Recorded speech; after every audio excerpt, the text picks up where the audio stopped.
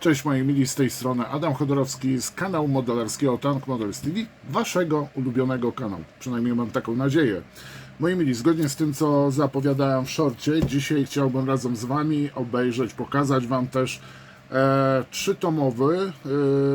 trzytomową księgę, taką można powiedzieć, pojazdy Wojska Polskiego. To jest tom pierwszy, poświęcony Renault FT17. Tutaj mamy drugi tom poświęcony Renault, również FT17, część druga i uwaga, Vickersowi Mark E. Tutaj akurat na ilustracji jest dwuwieżowy Vickers w malowaniu, powiedzmy tym francuskim, zwanym też japońskim. Mam nadzieję, że znajdziemy w nim bardzo dużo dobra, że będą te książki na pewno są pomocne dla modelarzy, ale również osób, które interesują się historią. Ja powiem wam, że niestety, ale dopiero teraz po śmierci pana Adama Jońcy, w czerwcu niestety zmarł bieżącego roku i zostawił dla nas niesamowicie dużo dobrych publikacji. Książki, czy też na przykład artykuły w piśmie branżowym, zbrojeniowym lub modelarskim. I dzisiaj chciałbym was zaprosić, żebyśmy sobie obejrzeli właśnie te trzy księgi poświęconej broni, polskiej broni pancernej, oczywiście okresu międzywojennego. Szkoda, że tutaj niestety nie pojawił się jeszcze odmiany 7, mówię tutaj odmiany Vickersa Mark E, czyli na przykład mówię tutaj o czołgach 7TP, tankietkach. Ukazała się jeszcze jedna księga taka polskie pociągi pancerne, bodajże 1921-1939, ale na chwilę obecną są niedostępne, a z tego co rozmawiałem z wydawcą, czyli z firmą Vesper, niestety nie zostanie inaczej. Na chwilę obecną nie jest planowane wznowienie. Szkoda, więc jeżeli macie możliwość gdzieś kupienia również pociągów pancernych, to bierzcie w ciemno. No dobra, posłuchajcie, ja tu pitu, a czas oglądać, a później sobie podsumuję to. Voilà, rozpakowany, rozfoliowany został tom pierwszy, Renault FT17, bardzo twarda oprawa bym powiedział. No i powiem wam, co my tu mamy. Masa historycznych, w bardzo dobrej jakości oczywiście zdjęć. I tu mamy właśnie Renault od 1919 do 1939 roku. No i powiem wam, że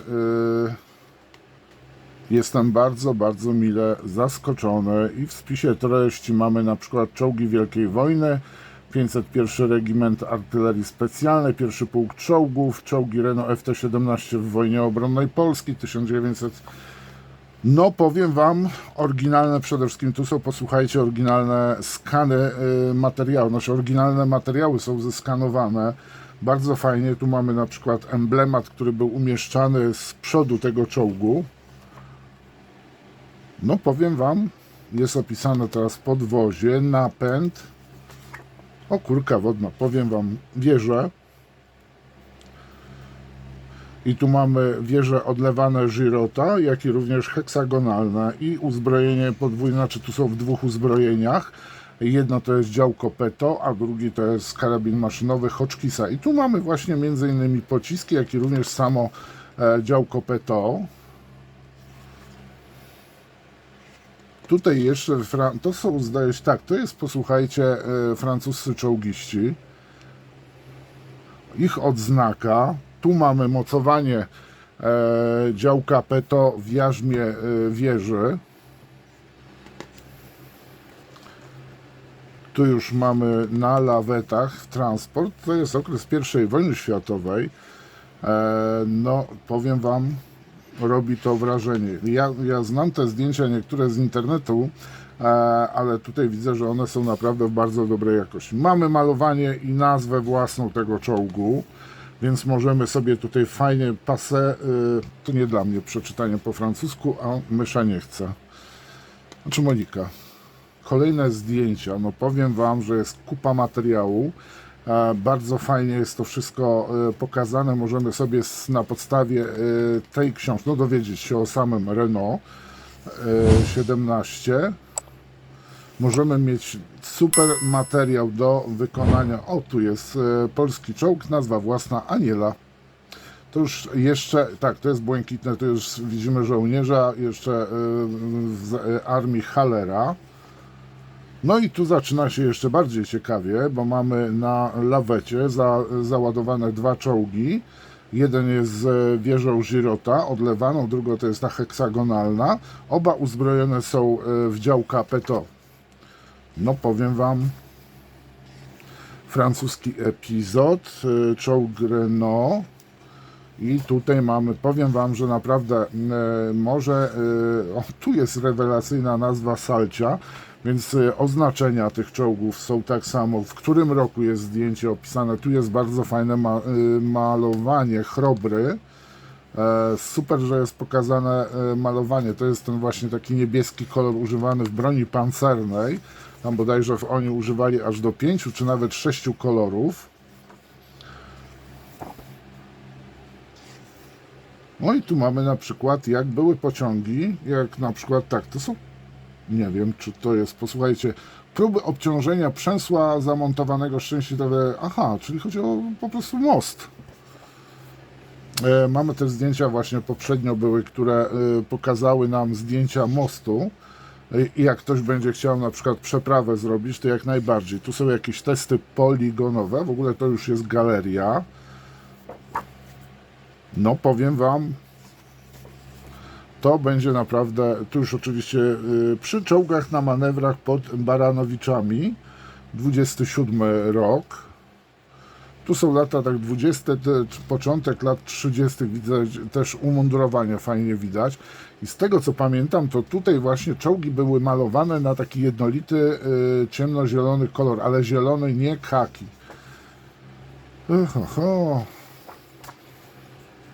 Moi mili, co mamy jeszcze na końcu? Tak przewertujemy już. No, zdobyczne porzucone, znaczy polskie czołgi, które zostały porzucone, uległy awarii. I posłuchajcie, tutaj nawet do Orki zostało. Tak, ale to jest polski jeszcze, a tu mamy czołg Renault FT-17 w roku wojnie 1939. O, kurka wodna, posłuchajcie, rewelacja. Jak ja to lubię. Kompania czołgów lekkich, wolnobieżny, etat wojenny. I popatrzcie, co wy możecie tutaj zrobić. To co prawda są berliety. Tu mamy Fiata razem z przyczepką. Kolejne. Tutaj mamy sekcja warsztatowa.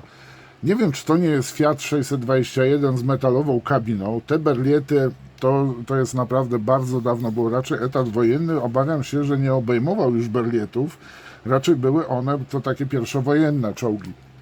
No i bardzo proszę, pluton, drugi pluton, z czego się składały plutony? Z jakiej ilości czołgów? I tu warto zwrócić uwagę, że na przykład plutony mamy czołgi z wieżą Girota i są dwa z działkami, uzbrojone są dwa FT w działka Peto i dwa w Hotchkiss. I to jest pierwszy pluton. Drugi pluton, posłuchajcie, tu mamy też motocykle gońców dowódcy i one były tak na przemian właśnie uzbrajane. No i kolejne zdjęcia przejętych, zniszczonych czołgów w 1939 roku. To jest tom pierwszy. Teraz wskakuję do tomu drugiego.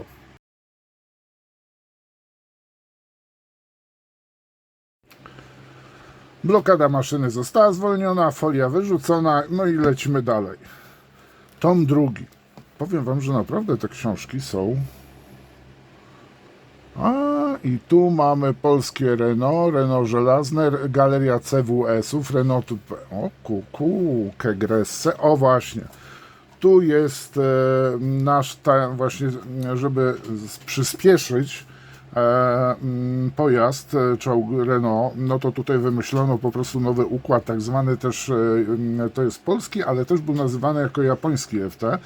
Drobne ogniwka były zamontowane i czy to jest z tym standardowym, bo tu już jest CWS, czy to jest z tym nowym układem jezdnym, czy tylko i wyłącznie drobne ogniwka, ale standardowy układ znaczy podwozia samego.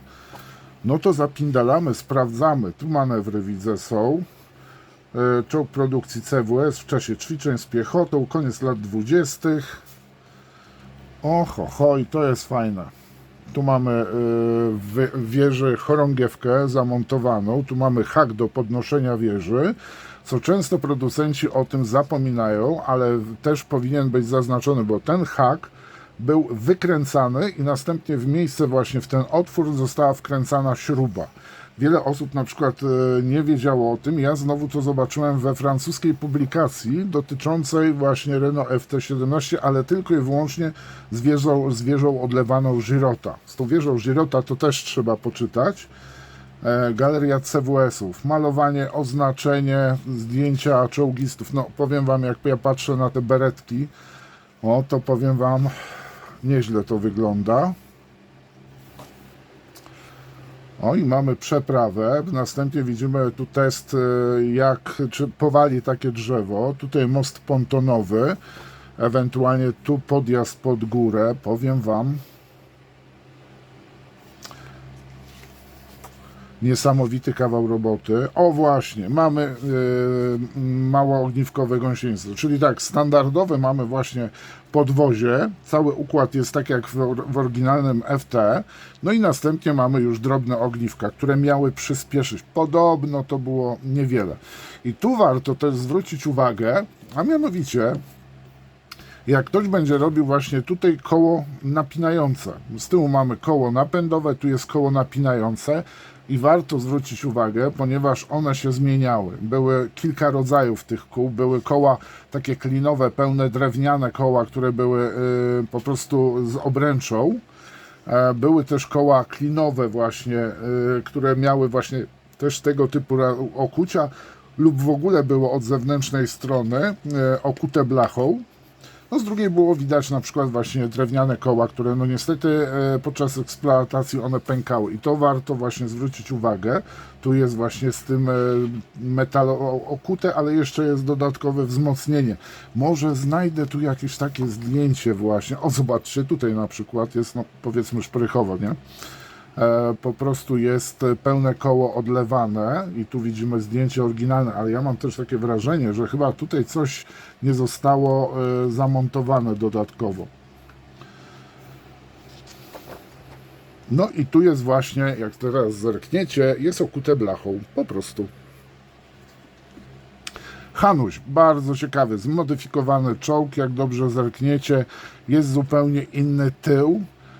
To jest typ M właśnie, że tu, bo tak nam się kończy mniej więcej, tutaj jest koniec, a tu nie mamy ogona, mamy dociążenie. Z tego co pamiętam, czytałem to po prostu, no i fajne malowanie jest też ciekawe.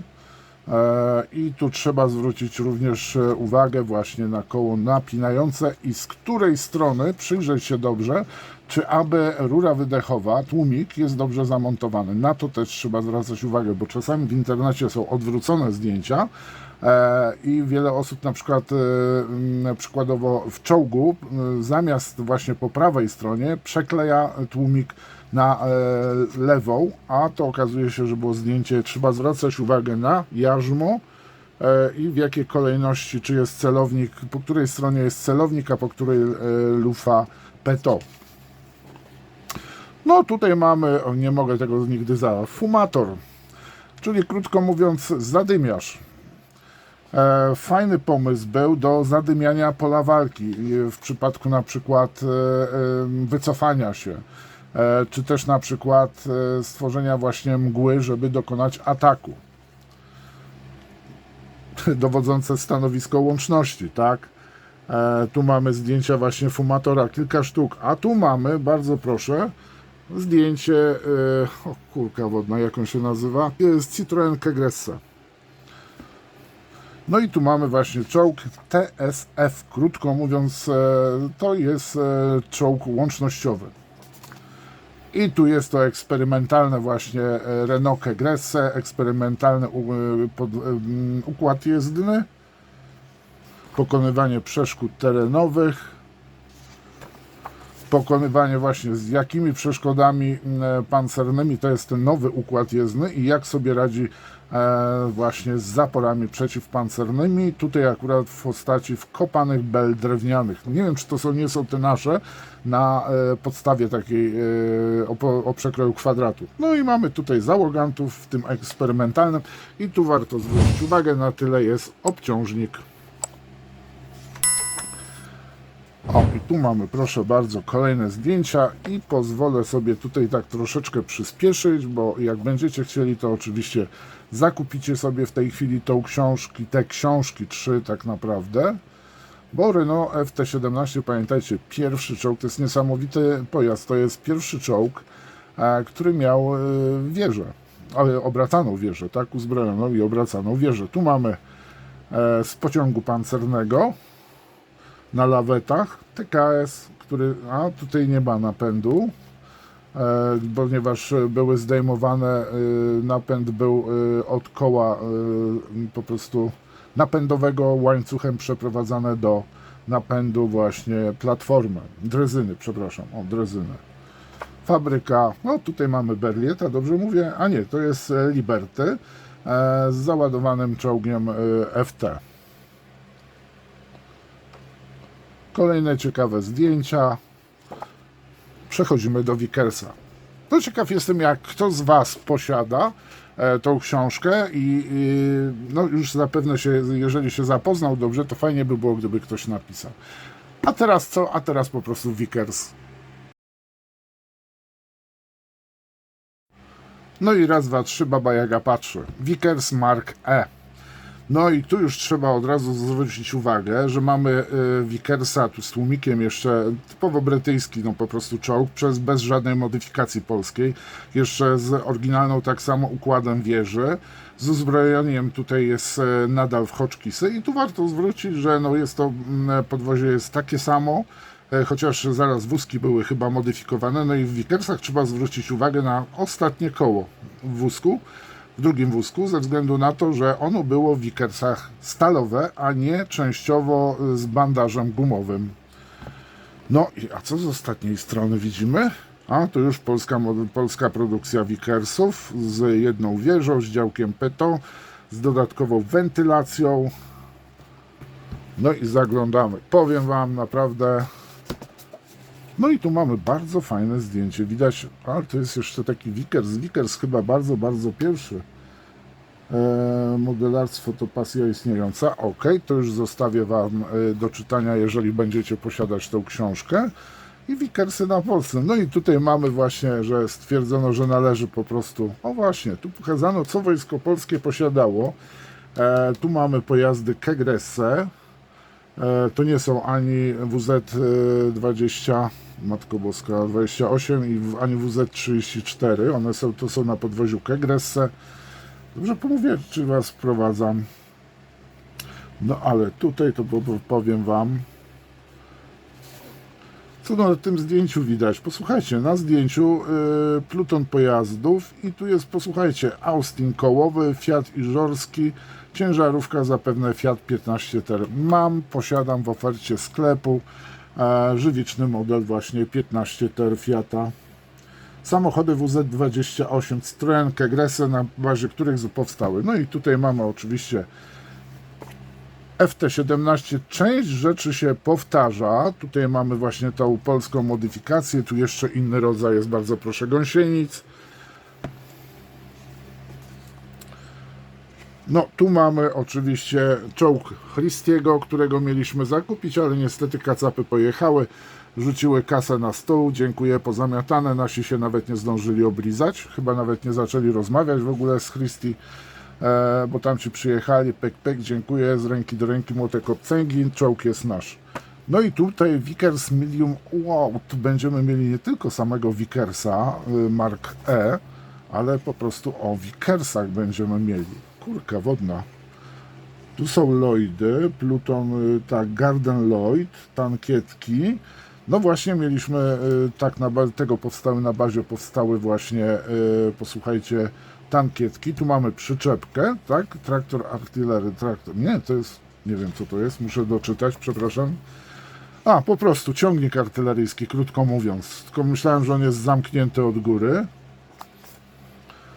No i tu mamy właśnie drewniane koła, ma haubica, no i specjalny taki wózek do przewożenia, do transportu mechanicznego właśnie, czyli nie konnego, a mechanicznego, ciężkiej artylerii. Dalej, Vickers Tank 4, następnie widzimy tutaj no praktycznie 4TP, nie? 4TP? Tak, tutaj wygląda jak 4TP.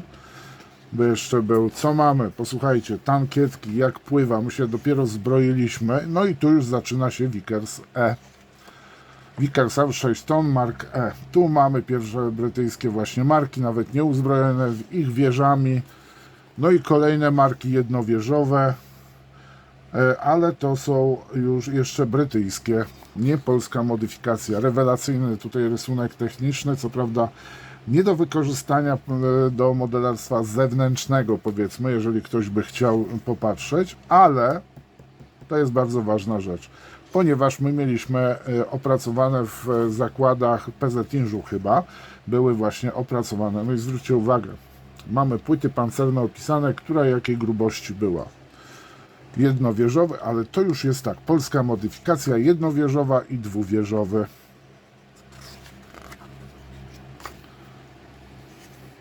No i właśnie, my mieliśmy tego typu właśnie właz do wieży, do Vickersa jednowieżowego, tu mamy wlot do powietrza, do chłodzenia.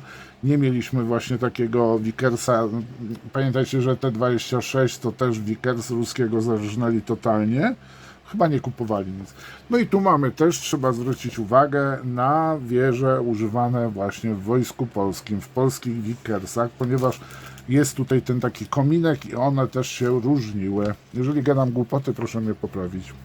Ale z tego co wiem. No i tutaj mocowanie jarzmo oczywiście dla Hotchkissa. Tak, Hotchkiss WZ-34 i uwaga, kaliber 13,2.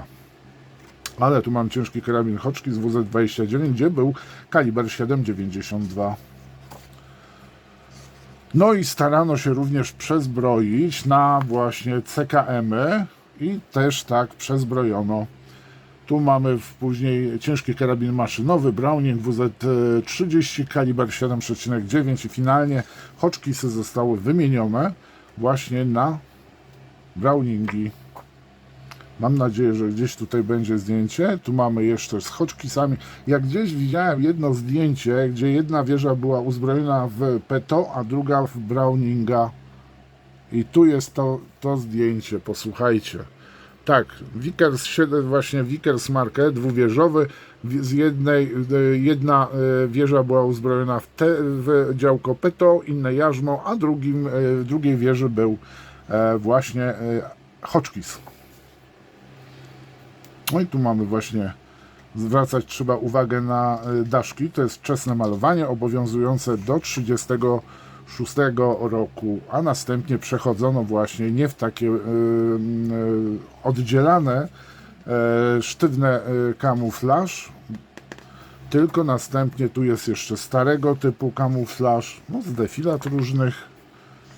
I zaraz przejdziemy, mam nadzieję, tak zwany ten właśnie francuski kamuflaż bazujący, lub jak ktoś woli nazywać, no to japoński, rok 35, rok 36.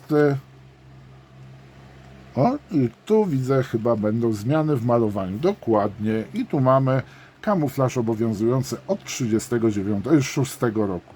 Ale to są oznaczenia poligonowe, to zdaje się na ćwiczeniach właśnie, tak, dokładnie, na ćwiczeniach były takie oznaczenia dodatkowe, czy też czasami były widoczne tablice rejestracyjne. W późniejszym okresie zakaz oznaczania. I bardzo proszę, Mars, firma polska Mars właśnie wyprodukowała taką przyczepkę, którą można użyć, paliwowa przyczepka na smar i benzynę, i można właśnie tego typu przyczepkę podłączyć również do, posłuchajcie, tankietek Fiatów Ursusów. Z tego co wiem, chyba Fiat 621, który miał już na skrzyni załadowane, umieszczone beczki z paliwem, chyba nie ciągnął dodatkowo, nie dałby rady już przyczepy jeszcze z 3 beczkami 200-litrowymi bodajże. No i mamy Vickersy od drugiej strony, nie chcę wam nic mówić, ale to jest chyba defilada w Warszawie, Nie wiem, czy to nie brał udziału po zakończeniu. Nie, to jest chyba Kraków jednak. Widziałem też zdjęcie właśnie z defilady w Warszawie. Uważajcie, gdzie? Oczywiście w Alejach Ujazdowskich. A nie było jeszcze takiego wyglądu placu na Rozdrożu. Nie było trasy łazienkowskiej i tam z reguły stała trybuna honorowa. Jeszcze malowanie właśnie po 1936 roku, defilada, nie wiem, czy to nie są pola mokotowskie, defilujące przed królem Rumunii. Tak, to są pola mokotowskie najprawdopodobniej. No i tu są chyba właśnie Aleje Ujazdowskie, a tam jest trybuna dla VIP-ów, a właśnie na Rozdrożu. A nie, przepraszam, tu jest ziemia gruntowa droga, więc to nie są na pewno aleje, które były asfaltowo-brukowe, ze względu na to, że bruk znajdował się w torach tramwajowych, które były po lewej przy krawężnikach po prostu. Środkiem szła asfaltowa droga, a tramwaje skręcały sobie, z alei skręcały na plac Bagateli. No i tutaj gdzieś grupa operacyjna Śląsk. Widzimy tutaj panów w skórzanych kurtkach. Zaolzie, krótko mówiąc. Tu jeszcze w starego typu hełmach. Hełmownie, z tego co wiem, chyba dwuwieżowe. Tak, tu mamy na ćwiczeniach. No powiem wam, że manewry. No powiem wam, a czy znajdziemy coś, co nam powie, jak wyglądała, do komunikacji używano tarcz słupskiego. Boże, nie zapamiętałem. Kolejne zdjęcia, kolejne malowania. Co prawda mamy tylko tutaj z przodu, ale można się po układzie plam przodu i boku mniej więcej domyślić, czy mamy jakiś stan. O właśnie, posłuchajcie, tu mamy zdjęcia i powiem wam jedną rzecz. Pojazdy, nowa seria wydawnictwa Vesper. Polskie pociągi pancerne. Tego mi brakuje. Niestety, a tu jest jeszcze polskie Inrock, a teraz Vesper. Dobra, czyli 4 książki Adama Jońcy. Poszukuję teraz, posłuchajcie, pociągów pancernych. Tu widzimy Tatrę, Drezyna, tam chyba parę sztuk było, jak nie 2. Moi mili, wspaniała pozycja.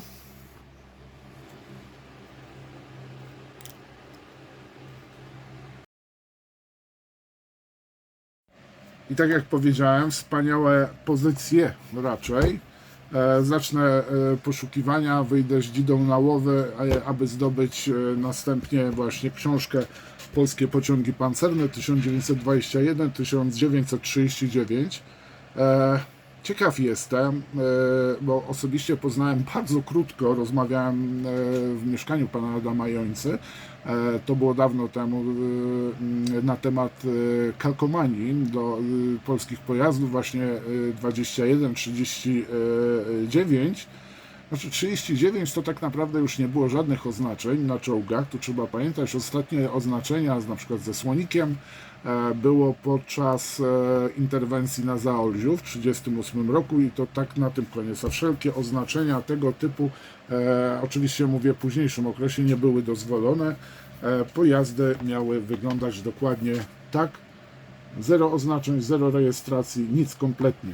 Miał być tylko i wyłącznie w kamuflażu, trójbarwnym, tym takim rozpływającym się, a nie kanciastym. Chyba, jak się pomyliłem z tym kanciastym, to poprawcie. Komentarze są oczywiście do waszej dyspozycji. Posłuchajcie, ja na razie jestem zauroczony. Niecio podniecio totalny, posłuchajcie. Zaraz będę siadał i czytał. Mam oczywiście inną jeszcze książkę, do której zaglądam, jeżeli coś mi są jakieś potrzebne informacje. Chyba wam ją pokazywałem. Tak, chyba pokazywałem. Dobra, ochłoń. Och. Kawy łyk. Kurczę, posłuchajcie. Mam nadzieję, że to, co wam zaprezentowałem, w miarę was usatysfakcjonowało. Że ok, podoba się, luknęliście do środka i teraz po prostu jesteście wiecie w czym? I czekacie tylko na start. żeby kupić te pozycje. Wydawca ma teraz super promki. Powiem Wam, naprawdę warto. Jest strasznie gorąco, przepraszam, wiercę się, po prostu zacznę się zaraz wentylować. Za oknem jest ponad 35 stopni, miało być chłodniej, nie jest chłodniej. O kurka wodna. Chyba kończę. Tak, chyba skończę. Pod koniec tak, zapraszam Was oczywiście do odwiedzenia mojego sklepu. I na przykład możecie złożyć koszyk, zamówienie złożyć. Zapraszam Was na swoje media. Rany już z nosa mi zjeżdżają okulary, autentycznie jest ciepło. Zapraszam Was na media społecznościowe, jeżeli chodzi o Facebooka, czyli Facebook. Oczywiście dawny Twitter, czyli obecnie Xa, też zapraszam. Tu macie wszystko. Zresztą kto oglądał, to już doskonale wie. A jeżeli jesteś już kolejny raz oglądaczem, wszystko Ci się podoba, no to zapraszam oczywiście do raz, 2, 3.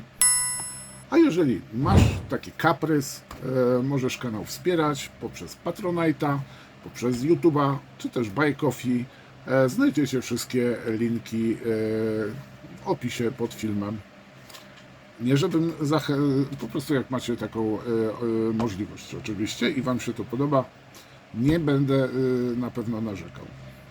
I oczywiście pozdrawiam obecnych wspierających patronów.